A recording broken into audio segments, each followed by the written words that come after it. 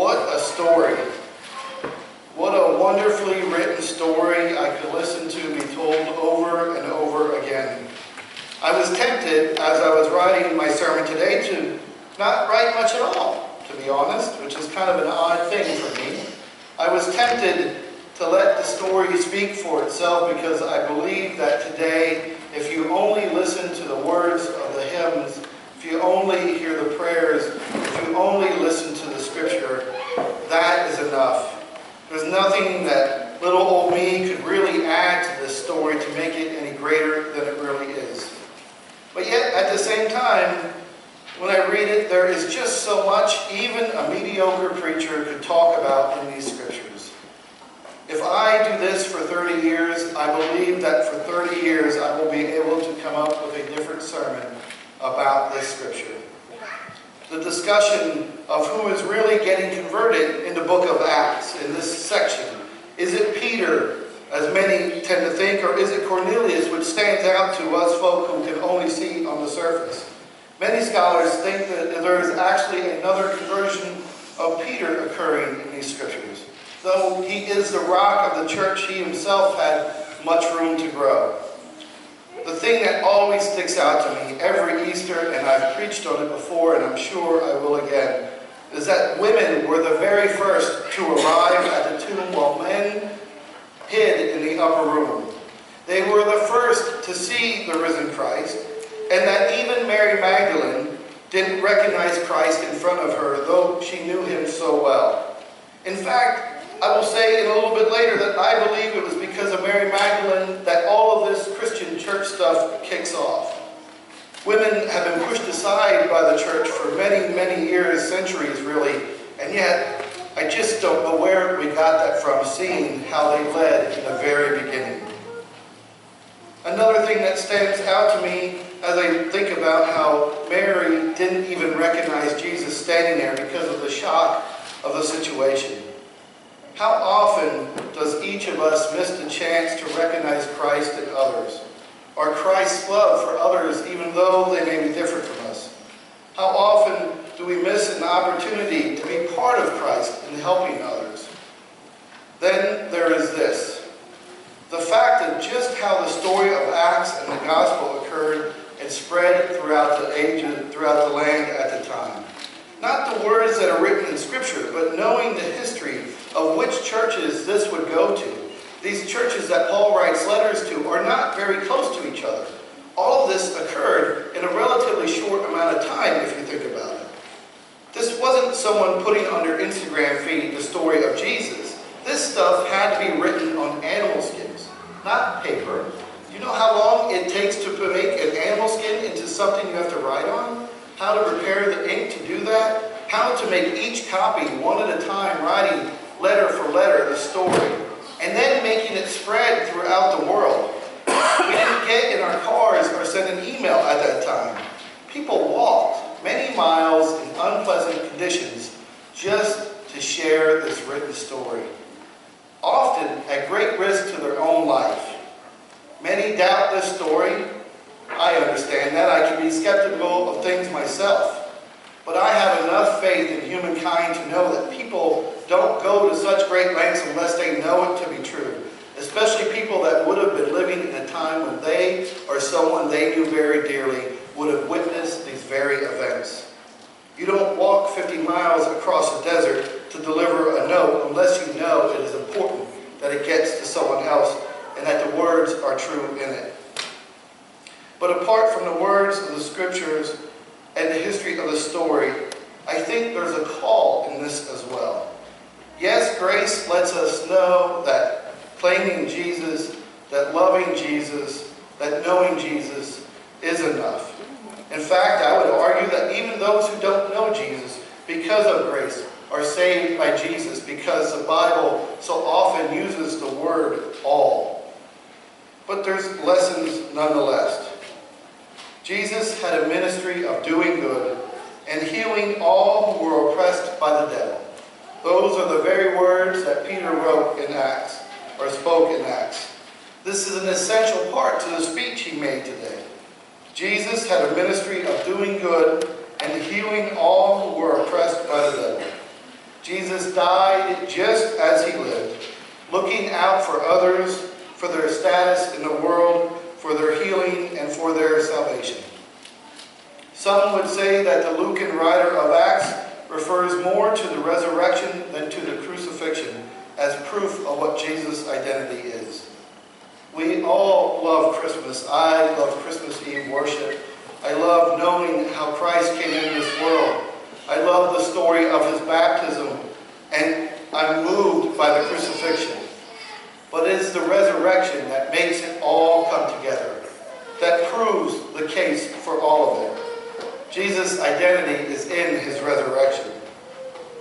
According to Peter in Acts, we know that Jesus is the judge of both the living and the dead, because God raised him from the dead. We also see that this ability of Jesus to judge isn't based solely on by what we call ourselves, but by what we do. In fact, Jesus' ministry and the ministry of the apostles goes well beyond what they would consider the in faith of the time, or at least the faith for them. It wasn't easy being Jewish in the Roman Empire. I won't say that it was exactly the in thing to do, but certainly beginning to follow Christ was not something that most Jewish folks were in agreement with at the time. Yet they spread it. They spread it even outside of their own faith. Jesus' own stories tell us that it wasn't just for the Jewish folks to which he was a part of. Jesus is for the Samaritans and the Gentiles. And well, as I've already said, and the scripture tells us, for all.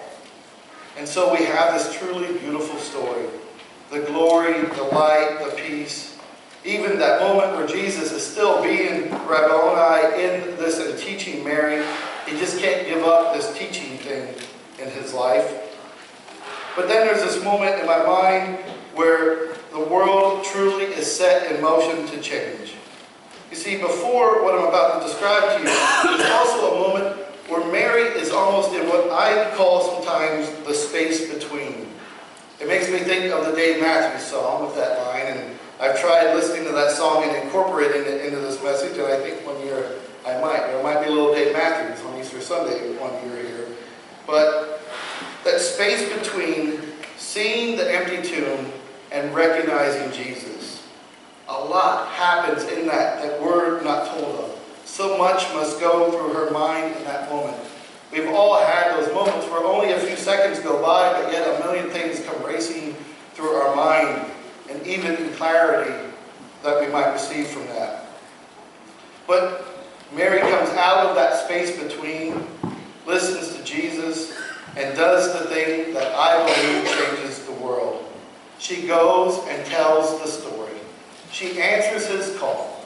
He tells her what to do, and she does it, just as somebody folded that sheet inside the tomb. The order is there for things to happen. Not an order like we might see, but an order for justice and an order for spreading the message of Jesus around the world. How much the story would have changed if Mary didn't do that. And I believe she had the choice. If Mary didn't go and tell the disciples, the story wouldn't quite be the same, knowing Jesus had to go behind her and do it himself. It would be a whole different lesson today. But Mary was brave enough to do it. Mary made that first journey across unpleasant lands, though not all that far really, to tell the people what Jesus has told her. We are called to do the same in our life. How will you be a part of returning Christ to this world over and over again? Because whether you do it or not, look, this is Jesus. He's coming again and again and again. You can choose whether or not to be a part of that. Will you simply listen to the story, feel good for the day, and check off a box for having shared in communion, which is an extremely important thing? Or will you, my dear friends, join in the Acts of the Apostles? Will you share the story as Mary did, not just in your words, but also in your deeds? Will you feed the hungry and clothe the naked, give water to the thirsty, and care for the sick and the imprisoned? Something that Jesus mentioned 4 times in one parable alone. And how will you do that today, or tomorrow, or the day after that? I challenge you on this Easter, and even myself, to make that choice, to commit to something new in your life. You see, we all build our own tombs. We climb inside them and don't want to come out. I do it myself from time to time. At best, we hope that maybe once we climb in the tomb we created for ourselves, people might come in and join us because, well, as we all know, misery loves company. I've written about and spoke how I feel like for decades many churches, if not even maybe a few centuries, many churches really built tombs themselves. They built these big, beautiful buildings to honor themselves really more than God's, climbed right inside them, and died a spiritual death. Because Jesus never built a temple. In fact, he kind of tore one up on one occasion a little bit. Jesus walked around and met people where they are and did those things that he's done for those oppressed by the devil. Now, I don't mean to say that I don't love the beautiful architecture of churches, and the ones I've seen all over the world move me closer to God, and that has a purpose in my life, that we should honor and respect the house of God, but we certainly shouldn't think our faith is limited to occurring inside of it. Our world really won't tolerate that from churches anymore. Churches that do those things are dying daily in this country at almost shocking numbers. Within this week, literally dozens of churches will close that are very much like ours, some of them not so far away. Other churches are dying simply because their time has come to an end. It's simply a part of life. If something is born, it will come to an end. The same goes for churches as well. But I'm not asking these questions of the church today. I want to ask each of you, if I could individually, what will bring you out of the tomb that you may have built? There are many things, and today I'd like to share with you one of those things that may bring you out of your tomb. Earlier at the 6:30 service, I mentioned other ministries that our church does and how you might get involved in them. And we have them, of course, but I want to share with you something very personal here with us today, something that might draw you out of your tomb. If you were here last week on Palm Sunday, I shared with you how I was going to meet someone that had become very important in my life. I'm going to cry. Sorry, I can feel it. Here it comes. All right, so here we go. His name is Alfonso Colon, and he's sitting right over there. Can you raise your hand, Alfonso? There. And with his beautiful family, I shared with you how 2017 was the worst year they've ever had. They lost their home and everything they owned in Hurricane Maria in Puerto Rico. And I will tell you, without saying more, that that is not the worst event of the year for them. It was a horrible year for their family. And they are working so very hard to get out of it. Sitting with them were two of Alfonso's co-workers who came to me asking what we can do to help them. And I will tell you that those guys don't do that all the time, but when they do it, look out. They're going to do something good. They're very careful about who they work with. They're very careful about who they give their love and respect to, and they have given it tenfold to Alfonso and his family. Our church is going to help them. Alfonso, I promise you, we're going to tear down your tomb. Whether or not these people join us, it's time to come out. And I'm going to tell you, if you pay attention to us, we won't go into the details of it today, just how you can do that.